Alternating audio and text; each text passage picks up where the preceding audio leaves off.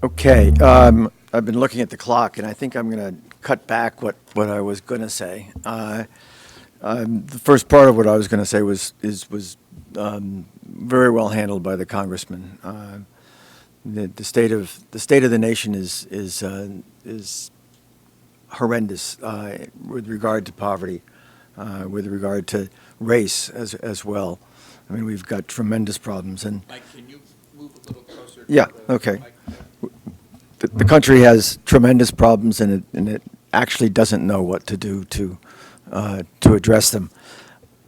I'm not going to try to take on that issue whole hog. It needs a lot more time and a lot more research. I want to focus on Title I of ESEA. And Title I has the supplement, not supplant, and it also has a comparability part to it. So it kind of fits in a microcosm, fits into the larger picture of how do we get funds to people who actually need them. And I'm going to give it a little twist. I'm not particularly worried about losing a little bit of money that might go out in the system or so. I'm really worried about how it's used. And a little bit of money used very well is much better than a lot of money used badly. In fact, a lot of money used badly can torque things around in ways that you don't want it. So bear with me on this. I'll try to cut as I go, but I think it's important to think about the history of Title I, partly because I lived it, and partly because I think everybody should understand how things evolve around it. It's actually in 3 Democratic administrations. I spent 4 years with Jimmy Carter, who sadly sounds like he's on his last legs. So let me start with the middle 60s, and again this says a couple of the things that the congressman said. So the middle 60s and early 70s were a time when the vision of a more equitable education system was powerful. The federal government created Head Start in 1964. In 1965, ESEA came along. In 1967, the Bilingual Act came. The actual desegregation of the South, using from Brown 20 years before, 15 years before, they hadn't desegregated the South until 69 and 70.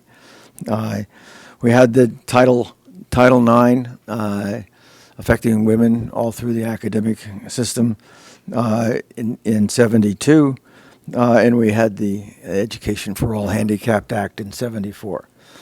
That's an incredible decade of focus on equity issues. We haven't had anything like that in the last 60 years, and we're certainly not having it now. And that's, I think, is important to recall, to remember. The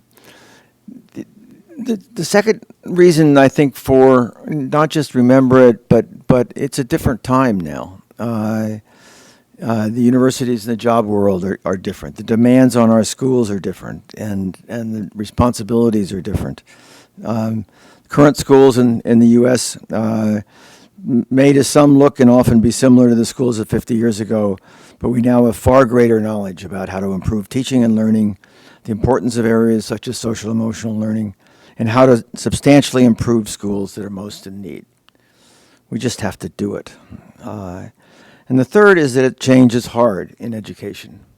It's a really complex system, folks. I mean, we have a system that's built in with all sorts of parts that control big and small areas of the education system. Think all the way down to the 5 or 6 people who sit in a very small town in California, and they are the school board, and they determine in many ways who's going to be superintendent, what kinds of things they're going to focus on, what things may happen.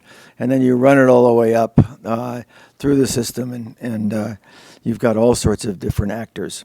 So we need something more than just telling them what to do. That doesn't work from the federal level. We need a different kind of culture, a different way of beginning to think about the world. A little more history. $1 billion was the initial appropriation in 1965 for Title I, and was focused on low-achieving schools and schools with high percentages of poverty. In fact, it ended up going to about 96% of the schools in the country. So it didn't focus just on schools that were high poverty, even though people tried to do that in 65. But it didn't happen, and it's still not happening.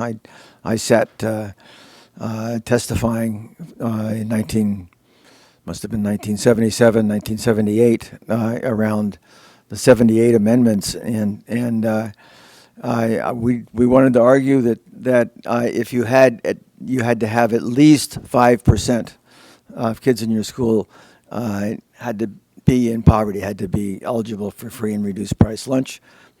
And one of the most liberal senators, the congresswoman in the country, stood up and said, "No, we're going to keep it at 3%. There are poor people in my community, and you're going to do it." So, even beginning to focus it a little bit more turns out to be a very difficult task. In 1970, there'd been a study done by the NAACP on the misuse of data. $1 billion was a lot of money, and it was misused. People didn't know what to do with it. They had it. They had it in these schools. There's this famous story about a gold bathtub that was put in some superintendent's office and so on. I mean, it's the way that people thought about it. So in response to that, the Congress put in a supplement,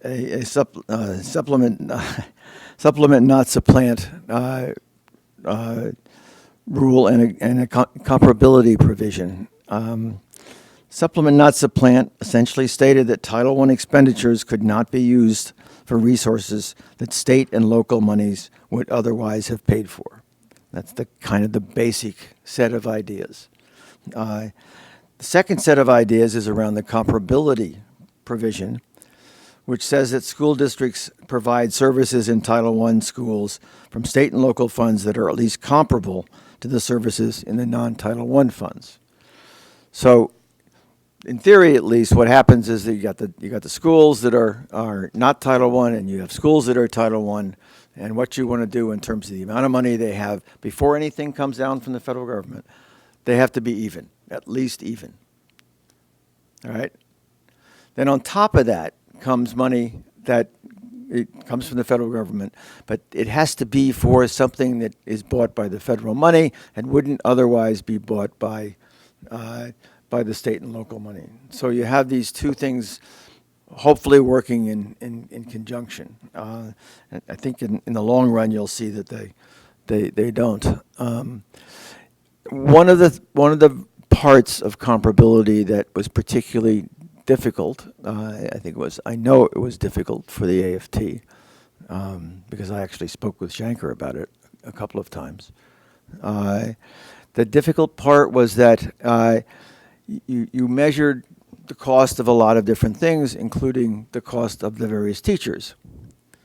So, but that sounds right. But in fact, what they did was take out the part of the teachers' salaries that was due to the longevity of the teacher. And what that boiled down to was that the schools that had long teachers who had been in for a long time cost more than the schools that didn't. And guess what these schools were? These were the poor schools, because there are an awful lot of new teachers coming into the crowd. Now, to move on that issue is a very difficult problem, because the idea of being able to move from one school to another when you're a teacher is really sacred in many ways. And of course, the AFT was supporting that in a big way. But this is the kind of rule that comes in and changes the way that people begin to think about the problems of really getting the right provisions. A little more history. Title I changed in the 78 amendments. In 1978, a primary way that Title I was implemented was by using pull-out programs, which removed Title I students from the classroom. This was a very straightforward way of complying with the SNS criteria, the supplement not supplant criteria. But by 1978, a number of studies, including an NIE evaluation, found that the pull-out programs were not effective. All right, so the problem is that they didn't add value. There wasn't anything. They weren't helping in some major way. So Congress created the whole school program as a substitute, as another pot of money that Title I funds could be used for. The logic behind the whole school program had two parts. One was that a school that had over 60%, and now it's actually over 40% of the students eligible for free and reduced price lunch, probably should pay special attention to the needs of all the students, because if you've got a 60% free and reduced price lunch school, you probably are in a neighborhood where everybody may be on marginal poverty. And the second issue was to foster ways to begin to coordinate and sometimes really integrate the Title I effort with the academic program of the schools.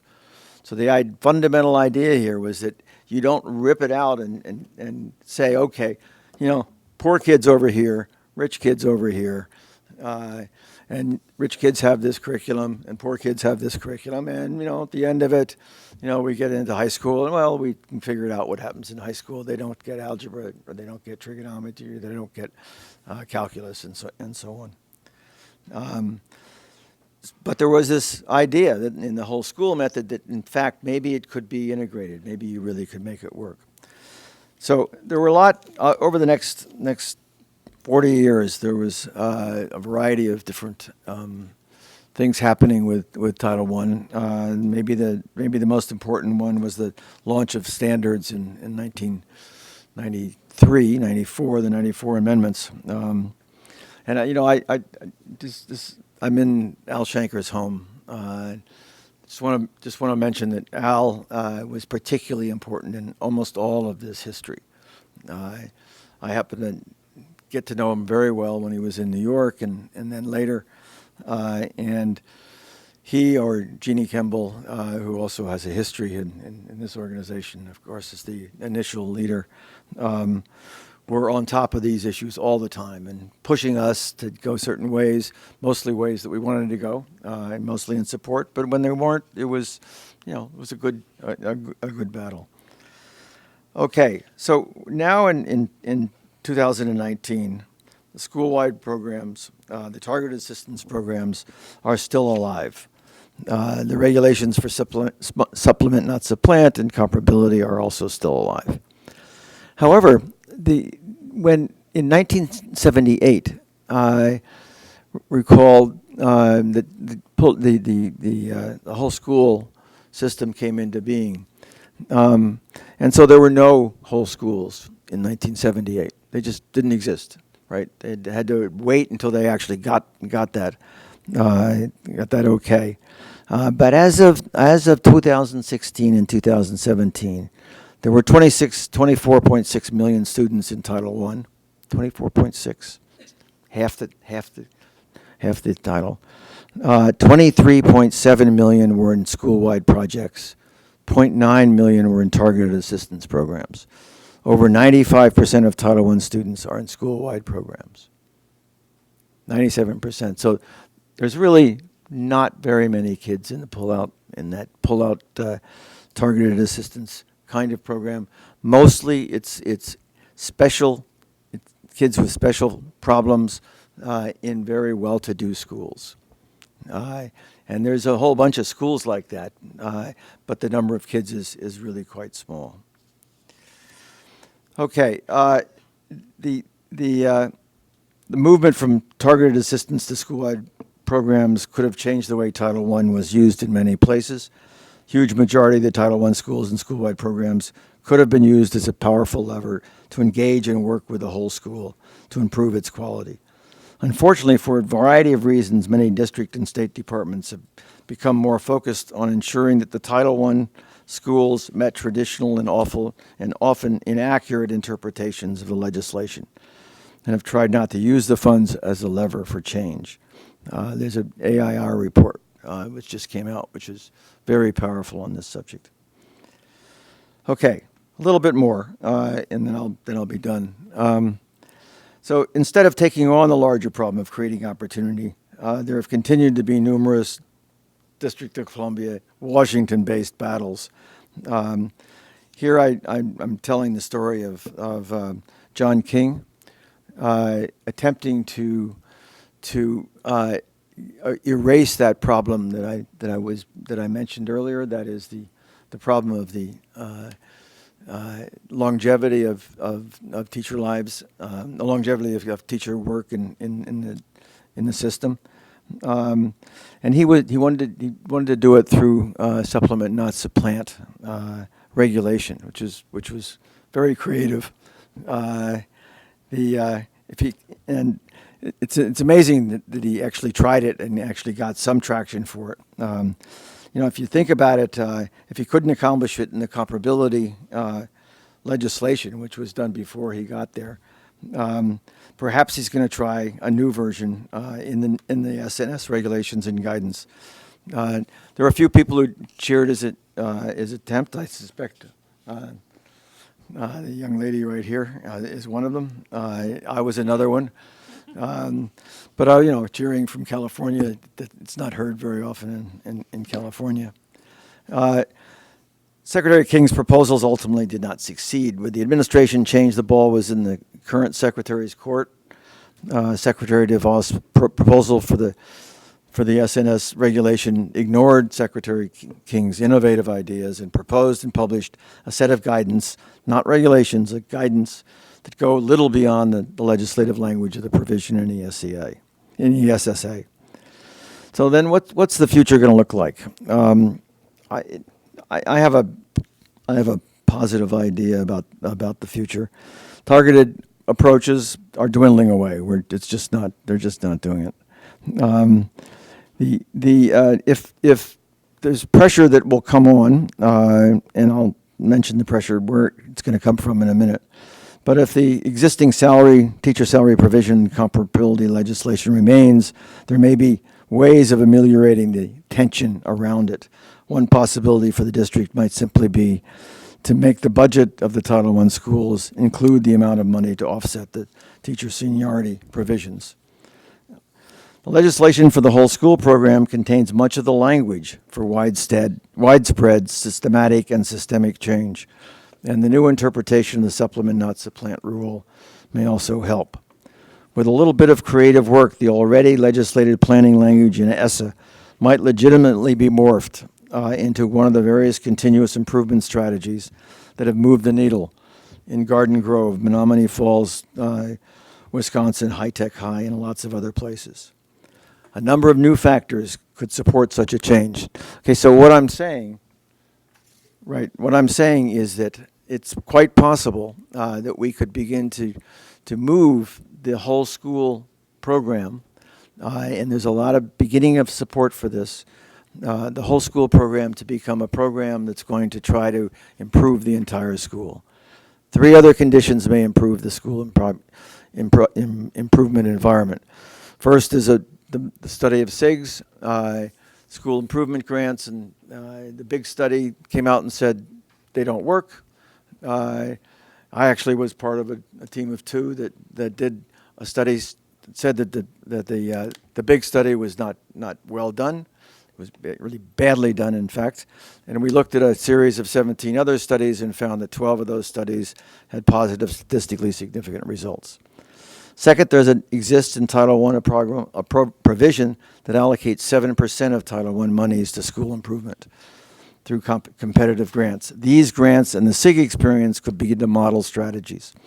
Third, if the districts were pressured to make comparability whole, this whole federal state money would be new and could be used to initiate the kind of reform. Finally, a variety of organizations and publications have proposed new ideas about how to improve the use of Title I and thereby improve the quality of the schools. For example, see the CCSSO comments or ideas in the Ed Trust document as a start. In closing, it also might be useful for interested people from different organizations to get together to try to figure out a way of making Title I more effective. It's not just to give a little bit more money to the kids. It's how you begin to change the school, because it's not going to work unless you still change the school. And perhaps the leadership can come from the organizations in a way similar to what happened in the standards-based reform of the early 90s. Thank you. Thank you, Mike. Ari?